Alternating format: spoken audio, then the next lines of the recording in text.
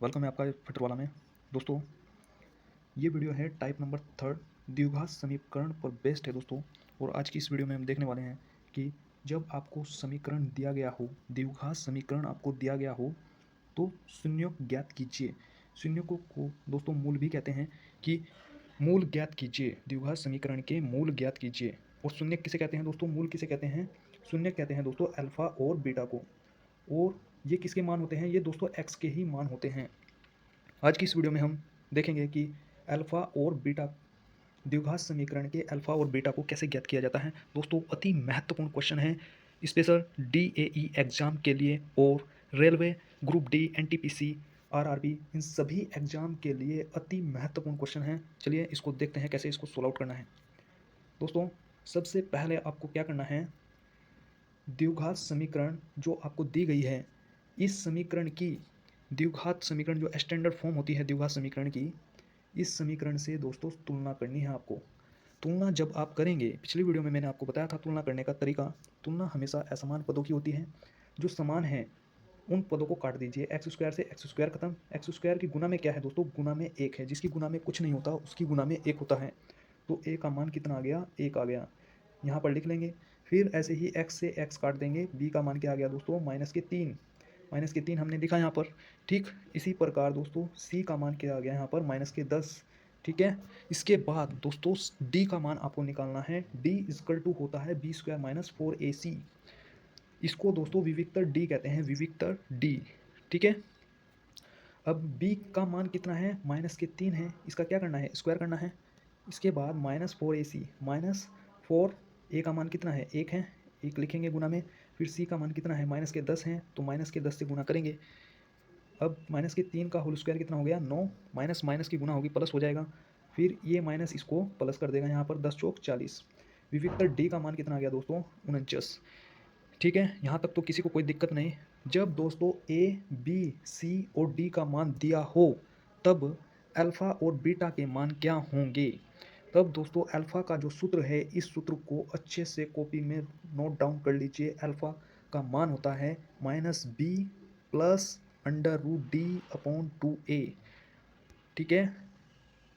Alpha is equal to होता है -b plus √d/2a। बस इस सूत्र में मान रखने हैं। b का मान क्या है दोस्तों? -3 है। और ये ऑलरेडी क्या है? माइनस है, तो माइनस माइनस क्या हो जाएगा यहाँ पर? इस प्रकार से लिखेंगे, माइनस चिन्ह बाहर है और b का मान भी क्या है? माइनस में है। प्लस प्लस यहाँ पर, और d का मान कितना है दोस्तों? 49 है, तो 49 आपने यहाँ पर लिखा। बटे में क्या है? a का मान कितना है दोस्तों? 1 है, तो नीचे 1 से गुना कर देंगे। इसके बाद दोस्तों ये आ जाएगा 3, और √49 का मान कितना होता है? 7 × 7 में तोड़ेंगे तो एक 7 बाहर आ जाएगा। 7 और 3 10, 10/2। 2 से इसको काट देंगे। यहाँ पर आ गया अल्फ़ा का मान 5। ये बताओ यहाँ तक बात समझ में आई कि नहीं? ठीक है, उम्मीद है दोस्तों यहाँ तक समझ में आ गया होगा। इसके बाद दोस्तों बीटा का मान आपको यहाँ से ज्ञात करना है। बीटा इजकल टू होता है, इस सूत्र को अच्छे से नोट डाउन कर लीजिए, -b फिर -√d/2a। ये फॉर्मूला है दोस्तों। दोस्तों देखिए, अल्फ़ा और बीटा में बस हल्का सा ही डिफरेंस है। यहाँ पर बीटा में माइनस है, यहाँ पर क्या है? प्लस है। ठीक है, बाकी बिल्कुल सेम है।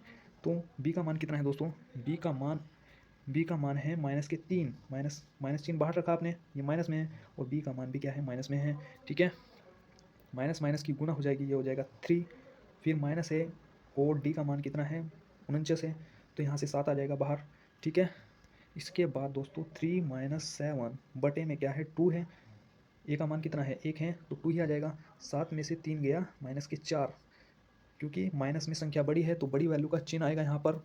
बटे में 2, 2 से काटेंगे तो -2 यहाँ पर रिजल्ट आएगा। दोस्तों अल्फ़ा और बीटा के मान क्या आ जाएंगे यहाँ पर? अल्फ़ा का मान 5 आएगा और बीटा का मान -2 आएगा। ठीक है। तो कौन से दोस्तों, अगर अब कुछ साथी ये कहें कि इतना लंबा चौड़ा हम याद कैसे रखें, इसमें दोस्तों द्विघात समीकरण जो है, इसमें शून्य का मतलब क्या है? मैंने स्टार्टिंग में ही आपको बताया है कि अल्फ़ा और बीटा ये क्या है? ये x के ही दो मान हैं, कि x का मान या तो ये हो सकता है या ये हो सकता है। ठीक। तो इसको जो अभी हमने पढ़ा है, इतना लंबा चौड़ा, उसको अगर याद नहीं हो पा रहा है, मतलब समझ में नहीं आ पा रहा है, और टाइम अगर आपको ज़्यादा लग पा रहा है, तो आप क्या करेंगे? बेस्ट ट्रिक है दोस्तों, शानदार ट्रिक शून्य ज्ञात करने की। देखिए इसको ध्यान से समझिए दोस्तों, करना क्या है। सबसे पहले जो समीकरण दी गई है, द्विघात समीकरण जो दी गई है दोस्तों, सबसे पहले तुलना करेंगे। ये ए का मान है, एक्स स्क्वायर का गुणा क्या है, 1 है, तो ए का मान 1 हो गया। बी का मान दोस्तों -3 और सी का मान -10। अब दोस्तों देखिए ट्रिक को ध्यान से आपको समझना होगा, एक एक चीज़ को मैं दोबारा रिपीट करूँगा। दोस्तों देखिए, बी का मान, बी को फोकस करना है आपको। बी का मान अगर पॉजिटिव है, अगर बी का मान पॉजिटिव है दोस्तों, तो अगर बी का मान पॉजिटिव है तो बी और सी का साइन चेंज करेंगे। ठीक है, मान लीजिए अगर यहाँ पर प्लस होता तो बी का मान क्या करते हैं हम, बी और सी का मान हम चेंज करते, ये माइनस हो जाता, ये हो जाता प्लस, बी क्या हो जाता फिर माइनस हो जाता और सी क्या हो जाता प्लस हो जाता। इतनी बात आपको समझ में आ रही है कि नहीं? दोबारा से सुनिए, अगर बी का मान प्लस होता तो बी का साइन चेंज करेंगे और सी का साइन चेंज करेंगे। ठीक है, बी का साइन चेंज करेंगे और सी का। इसके बाद दोस्तों बी का मान पॉजिटिव भी हो सकता है और नेगेटिव भी हो सकता है। अगर बी का मान नेगेटिव हुआ तो सिर्फ बी का ही मान चेंज करेंगे हम, केवल बी का ही मान चेंज करेंगे। ठीक है, अब आ जाइए क्वेश्चन में। दोस्तों देखिए, मान लीजिए इक्वेशन आपके सामने ये है, ठीक। तो अब देखिए इस केस में ये जो हमारे पास क्वेश्चन है इसमें बी का मान क्या है, माइनस है। और इस वाली कंडीशन को देखिए, अगर बी का मान माइनस है तो बी का साइन क्या होगा, चेंज करना पड़ेगा दोस्तों, केवल बी का ही चेंज होगा। तो जहाँ बी का मान माइनस में है ना, तो माइनस की जगह क्या कर देंगे हम, प्लस कर देंगे। ठीक, माइनस की जगह क्या कर देंगे, प्लस कर देंगे बी के मान को, केवल बी के मान को, सी के मान में कोई अंतर नहीं आएगा। अब मेन बात सुनिए, इस वीडियो की सबसे मेन बात, वेरी वेरी मोस्ट इम्पोर्टेंट बात है।